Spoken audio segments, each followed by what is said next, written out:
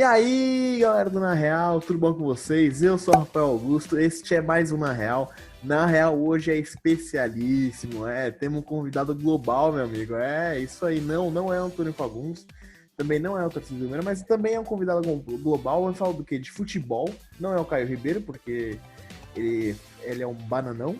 A gente trouxe alguém que realmente entende de futebol. Mas antes de apresentar ele, quero apresentar meu parceiro, Rafael Queroni, meu velho. Como você tá? Fala, rapaziada Na Real, tudo bem com vocês? Fala, gordo, beleza? Exatamente, hoje tem um cara fera, top, alto nível. O cara já tá começando agora, já trabalhar com futebol e já tá aparecendo no nosso primeiro programa aqui, né, nosso primeiro convidado, né, então é uma honra trazer você. Não vou falar o nome ainda, vou deixar pro nosso querido apresentador chamar. Então, antes disso, já para o vídeo agora, curte, se inscreve, comenta aí o que vocês estão achando, tá bom? Ativa esse sininho e vamos nessa. Gordo, manda aí quem é. Ele é economista. Obviamente, todo economista é japonês, então ele é uma pessoa oriental. Ele trabalha no espião, ele colabora, né, por dizer assim, o espião estatístico do Globoesporte.com, que é uma editoria, podemos dizer assim, que faz toda uma análise dos times brasileiros no Campeonato Brasileiro e outros campeonatos também, baseado em números. Então, um trabalho bem interessante. Ele é o Bruno Imaizumi, hein, meu velho? Como que você tá aí, velho? Bem-vindo.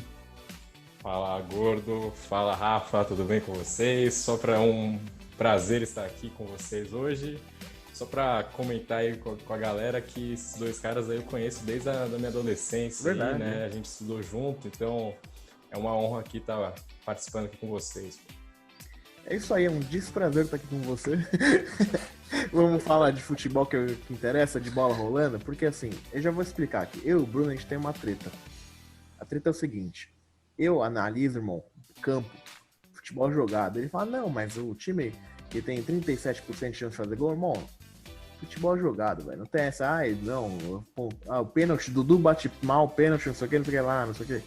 Explica o que você faz, Bruno. Como que você tira, como você acerta as coisas do seu número, velho? Com os números, como? Então eu comecei a trabalhar com o pessoal lá do Espião Estatístico, né? Que é um prazer trabalhar com eles, né? O pessoal lá do Rio de Janeiro, né? Eu trabalho aqui de São Paulo. Mas eu comecei a desenvolver alguns modelos preditivos para o futebol, né? Alguns modelos qualitativos. O que eu faço, basicamente? Eu pego os dados que eles me enviam, enfio no modelo, o modelo cospe um resultado lá para mim. No fundo é isso. Né? Não tem muito segredo, assim, do jeito que eu tô falando, parece algo simples. Qualquer um faz, né? Mas é um pouco mais... Né, tipo, É só calcular ali, tipo, 2 mais 2 dá 4, é isso. Né? Pega um chute do Rony aí, você multiplica por 2, dá gol. Né? Basicamente é isso. Então, o que a gente faz, assim, eu trago um modelo lá, geralmente eu leio bastante coisas que estão fazendo lá fora. Tem muito modelo que o pessoal já usa há muito tempo lá, tanto para contratar jogador, para fazer análise do que foi a performance do time, né? Não o resultado, né? Porque o resultado, o placar, geralmente ele não diz muito sobre o jogo, né? Sobre o que foi o jogo, sobre o que foi o campeonato. Então existem muitos indicadores hoje que dizem melhor sobre como funciona uma partida, né? Então eu tenho que trazer alguns aqui para a gente analisar também aqui os times brasileiros. E eu quero aproveitar o seu gancho antes de falar com o Rafa sobre o placar não diz como foi o jogo. Eu acho que o jogo que mais explica nesse Brasileirão essa sua frase é o Flamengo e São Paulo, né? O 4-1 do São Paulo. O Flamengo, só que o Flamengo teve 2 chances, 2 pênaltis desperdiçados, criou também oportunidades. O que você tem de números desse jogo aí? Não sei especificamente, mas enfim, o que você pode dizer disso? Você concorda comigo que realmente foi um resultado enganoso, em aspas? Então, foi um pouco enganoso, porque o pênalti é uma chance assim, muito clara de gol, né? Então, se a gente pegar todos os pênaltis batidos na história do futebol, aqui também no Brasil, serve isso para qualquer competição de elite, né? A cada 4 pênaltis batidos, 3 entram, né? Então, a chance é de 75% de entrar. E aquele jogo do Flamengo e São Paulo, né? Teve um pênalti pro São Paulo, né? Que o Reinaldo acabou convertendo. Mas o do Flamengo... o do Flamengo não, né? O Flamengo teve 2 desperdiçados. Isso é bem raro de acontecer, né? 2 defesas de um goleiro. Aconteceu com o São Paulo também, né? No Brasileirão também, mas acho que não teve defesa dessa vez, né? Teve chute para fora, né? Contra o Bragantino teve 2 pênaltis também e São Paulo saiu ileso aí, né? Mas realmente, né, tipo, a performance do jogo, a gente esperaria, né, algo um pouco melhor aí pro Flamengo do que foi contra o São Paulo. E o São Paulo também um pouco abaixo do Flamengo. Manda, Rafa. Antes de começar, porque hoje, pessoal, para vocês que estão aí acompanhando a gente vai falar sobre o Campeonato Brasileiro, que é esse fim do primeiro turno, né? E a gente vai comentar o que aconteceu, o que a gente esperava, o que realmente foi o primeiro turno. Mas antes disso, Bruno, eu tenho uma pergunta para fazer para você. O futebol mudou muito, né? Desde que iniciou para cá até agora. E cada vez vai surgindo coisas novas. E essa parte de estatística, de números, eu acho que está sendo uma coisa assim bem moderna e está cada vez mais evoluindo. E onde eu percebo muito, assim, questão, onde você consegue ver realmente no campo que acontece isso? Eu percebo exatamente o que você falou na parte dos pênaltis. Eu acho que, assim, eu já vi algumas entrevistas, algumas matérias que fizeram de uma equipe que prepara, assim, esse jogador que costuma bater, sei lá, 7 chutes para a direita, 3 para a esquerda, ele costuma bater mais para lá, não sei o que. Isso são dados que trazem, que ajudam o goleiro a se preparar para defender e tudo mais. Qual dado você acha que você teria, assim, podendo passar para um técnico ou para os jogadores, não sei, alguma coisa assim que poderia mudar o futebol, acrescentar mais na pré-eleição, numa análise assim antes de começar o jogo? Qual é, assim, o que eu quero saber mesmo, o que a estatística, a parte de números traz para você, pode realmente melhorar no futebol? Legal, Rafa. Sua pergunta é bem interessante, né? Porque hoje tem todo clube, hoje ele tem um departamento de análise de desempenho, né? Esses analistas de desempenho, geralmente eles são pessoas formadas em educação física, né? Áreas correlatas, né? Digamos assim. Eles acabam aprendendo a mexer em alguns softwares específicos, né? De empresas que hoje são, vamos dizer assim, elas são as grandes aí do futebol que oferecem esse tipo de serviço.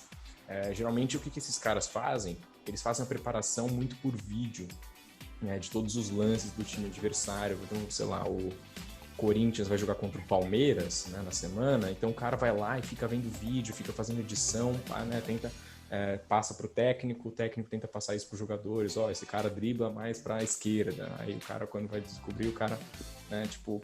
Isso o pessoal faz, né? Mas o que a estatística traz, né, na verdade, seria um complemento a essa análise de desempenho, né? Tem coisas que você não consegue ver. Às vezes, né, eu mexo com 70 mil finalizações de todos os campeonatos brasileiros, né, desde 2013. Esse é um dado que a gente mexe lá com todos coletados pelo pessoal do espião estatístico, né? Então, o cara não consegue analisar 1 milhão de dados, 1 milhão de passes, né? É uma coisa assim que o número, ele vamos dizer assim, seria algo a complementar em relação ao que o pessoal Análise já faz técnica, hoje, né? Exatamente. Análise. Porque o futebol, né? O futebol é um jogo de tomada de decisão. Todo mundo tá tomando decisão ao mesmo tempo. E depende muito do espaço, né? Isso depende de espaço. As pessoas tomam decisão, depende de acordo com o espaço que elas têm no momento, né? Assim, né? E os outros jogadores, eles são em constante movimento.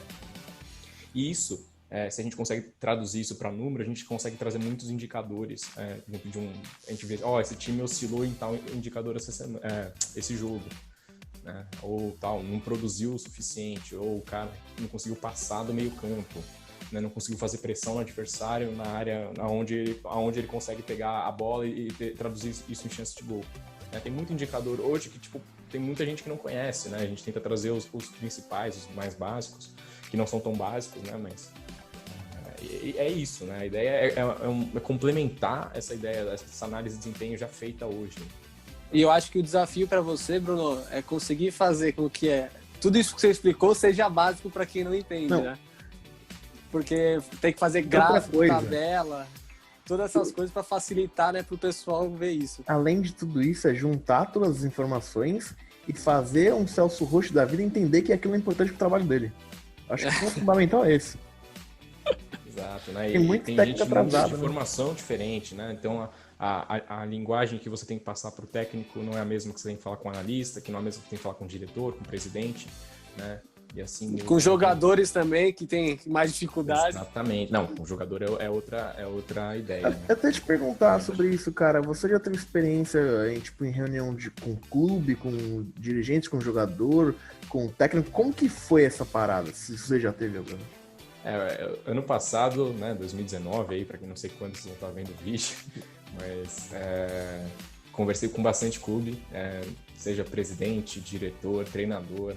Jogador eu cheguei a conversar pouco, assim, de dar oi, assim, falar mais ou menos o que eu faço, mas assim, por cima, né, o cara tá ali pra fazer outras coisas. Mas são conversas difíceis, cara, né, porque eu tento traduzir, né, de um jeito mais simples possível, mas nem sempre é fácil conversar. É que assim, eu também tô nesse meio do futebol, toda hora falando com o dirigente e tal. E mostra, cada vez que você troca ideia com uns caras desse, mostra um despreparo absurdo, cara. Tipo, ponto de realmente não ser profissional, cara, sabe? Tipo,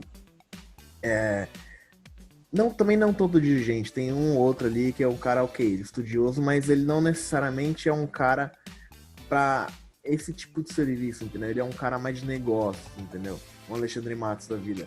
Eu tive contato com ele de perto desde 2015 a 2017, praticamente. E ele é um cara de negócios. Você fala, pô, Matos, analisa um campo. Pô, o que você achou do desempenho do Palmeiras?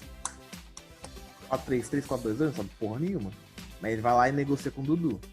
Então, você acha que falta um perfil de um dirigente, de um comandante, enfim, sei lá, mais nessa visão teórica até do futebol? Eu acho que falta um trabalho legal aqui no Brasil, um case legal aqui no Brasil de médio e longo prazo. Né? O futebol é muito trabalhado no curto prazo. Então, o exemplo que todo mundo fala é o do Liverpool, né? Que o Klopp ficou não sei quantos anos, né? 3, 4, 5 anos sem ganhar nada. Mas o time dele hoje é um negócio absurdo. Tem bastante análise de dados, seja de análise de desempenho, e tem muito número ali envolvido no meio, com certeza. Tanto para fazer contratação, tanto para se preparar do jogo. Né? Isso tem muito. Lá fora tem muito. Senhores, bora girar de assunto aí, porque o Rafa queria falar sobre expectativas de campeonato. Chegamos ao final do primeiro turno, inclusive, né? Teve time, eu achei que o Bragabu ia pegar um G6, está quase caindo para a Série B. Perfeito. Né? Beleza, chutei legal. Mas antes de pedir os números, ô Rafa, qual que era a sua expectativa? Quem você acha que ia brigar pro título? Quem que você se surpreendeu? Positivamente ou negativamente? Cara, antes de falar por time, eu acho que assim, eu não me lembro, acho que vocês podem até falar melhor que eu, mas um campeonato tão nivelado, tão igual ao que tá esse ano. Porque assim, se um time ganhar 3 jogos seguidos, ele tá tipo já beirando o G4. Se perder 3 seguidos, ele tá já no C4. Eu nunca vi isso, sério. É nivelado pra baixo, né, Rafa? Sim, mas eu não consigo lembrar de um campeonato brasileiro que tinha isso, ainda mais no primeiro turno. Sabe? Parece que começou o campeonato ainda, sei lá, semana passada. Tá, tipo, tudo muito próximo. Faz tempo que eu não vejo um negócio desse acontecer. A gente ficou desacostumado, né? Porque 2019 teve o Flamengo, né? 2018 o Palmeiras e 2017 o Corinthians. Né? É assim que pegar um pouco para trás. Mais recente. Mas assim, a nossa memória, né? Tipo, a nossa lembrança é das coisas mais recentes. Realmente, nas últimas 3 edições do Brasileiro, não teve essa, vamos dizer assim, igualdade. Vocês estão sendo estão usando muito eufemismo, vamos mandar real. Eu nunca vi um campeonato brasileiro tão ruim, tão péssimo tecnicamente quanto esse, ponto. Falei que vocês queriam falar. Vocês não estão com medo de falar, falei, ponto. Porra, velho. Horrível. A questão da pandemia, horrível. Né? Exato, isso ajuda muito. Mas tecnicamente, é o pior brasileiro que eu já vi na minha vida. Eu tenho 23 anos, o pior brasileiro que eu já vi na minha vida foi esse. O nível bem abaixo mesmo, né? Assim, em números, você manda em off pra gente, também te olha lá no estatístico, oportunidade de gol e tal. Por que os times criam tão pouco? Ou realmente criam bastante, só que as defesas são boas? Como que é essa parada de números assim? É ruim, o campeonato é ruim porque os times não criam? Ou o campeonato é ruim porque as defesas são muito boas e os times não conseguem jogar um contra o outro? Não sei se foi claro. Tem uma questão de dinheiro, né, Gordo? Eu acho que, para explicar aqui por que um economista está falando de futebol, né? O cara vai lá e fala, pô, o cara não sabe nada, né? Acho que tem uma questão muito importante que é a relação do dinheiro com o futebol, né? Se o time tem dinheiro, ele tende a ter um bom elenco. Então, assim, qual que é a ideia? O dinheiro, ele vai atrair bons jogadores, né? Um salário alto vai atrair bons jogadores. Bons jogadores tendem a formar bons elencos, né? Na teoria, e bons elencos tendem a gerar bons resultados. Então, a ideia é que, assim, o time, no início do campeonato, e isso né, tipo, a longo prazo, você espera que o time com um melhor elenco, ou seja, com mais dinheiro, né, geralmente isso está correlacionado, ele tende a levar o campeonato. Né? Então... essa é a expectativa, né, Bruno? Mas, por exemplo, qual foi o time para mim que surpreendeu? Fortaleza. Fluminense, entendeu? São times assim que você pega baixo o elenco, orçamento, né? não é só tem estrela, né? É só tudo ok, é um ou outro só. O Fortaleza é mais o técnico do que o próprio time. O Fluminense ainda tem os mais velhinhos lá, né? Os experientes. Mas e são essas surpresas que acontecem no futebol. Por isso que o futebol é maravilhoso. Você não sabe o que vai acontecer, velho. O fator acaso é muito forte no futebol, né? É diferente dos outros esportes. O gol, né? O acerto no futebol, ele é muito mais raro do que nos outros esportes. Pegar o basquete, tem uma cesta a cada, sei lá, 30 segundos. Pegar o futebol americano, sai lá, não sei quanto chute. O futebol americano é um pouco mais parecido, mas o handball também é muito rápido. O vôlei também é muito rápido, é muito dinâmico. O futsal, né? O futsal também. Mas e falando mais sobre essas surpresas, acho que o Fluminense é um caso bastante interessante. Porque o Odair Maionese, com fama de ser retranqueiro, não é à toa, você mandou os números aqui, tô caçando agora, por isso que eu tô enrolando aqui. O Fluminense tá entre os times que sofre pouca finalização e com a qualidade abaixo da média. O que isso quer dizer? Eu não sei, ele vai explicar pra gente. Inclusive o gráfico na tela, Carol. Basicamente, o que tô olhando aqui, né? É a média de finalização. Oi, pode falar. Pera aí, só para o pessoal entender, Carol é a editora do nosso programa, tá? Salvando a pátria. Beleza. Vai, continua aí, Bruno, desculpa. Que isso, não. Esse gráfico aí que foi publicado recentemente, né?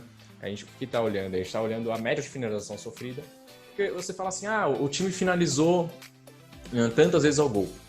Né? Isso, a gente está falando sobre quantidade, mas geralmente a gente não diz sobre qualidade. Né? E aí um dos indicadores principais aí que eu utilizo bastante é o de gols esperados.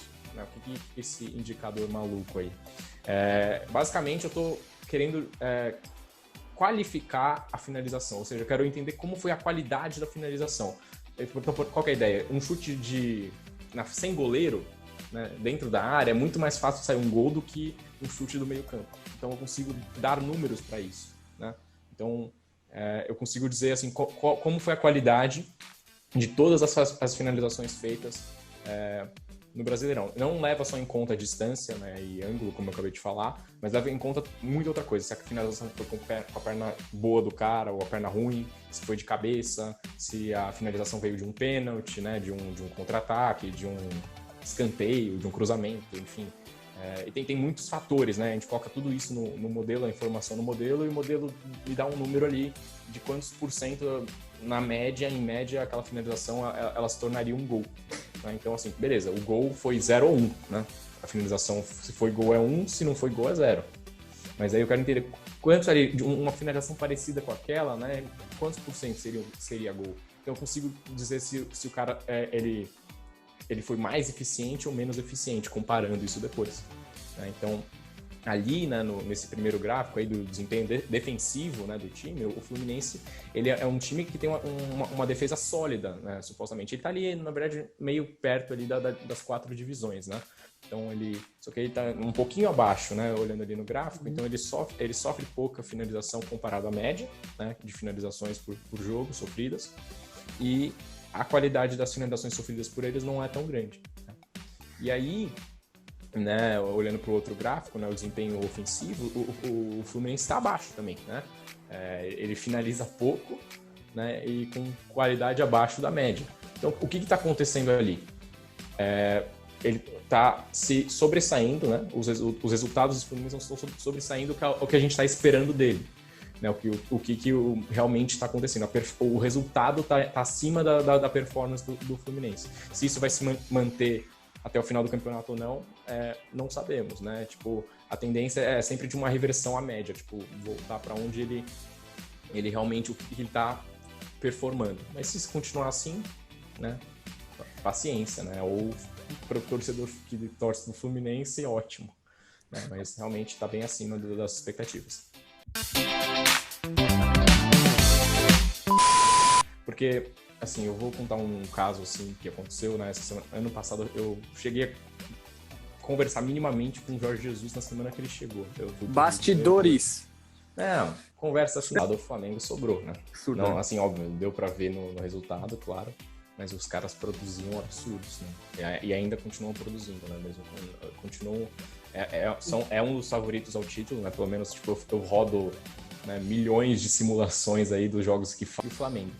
Aí você me pergunta, putz, eu prefiro estar nesse gráfico, eu prefiro estar mais acima ou mais à direita? Ou seja, finalizar mais ou ter finalização com qualidade melhor? Turno, você teria o dado, assim, por exemplo, de quais equipes você acha que vai cair, quais seriam campeões, alguma coisa assim do tipo?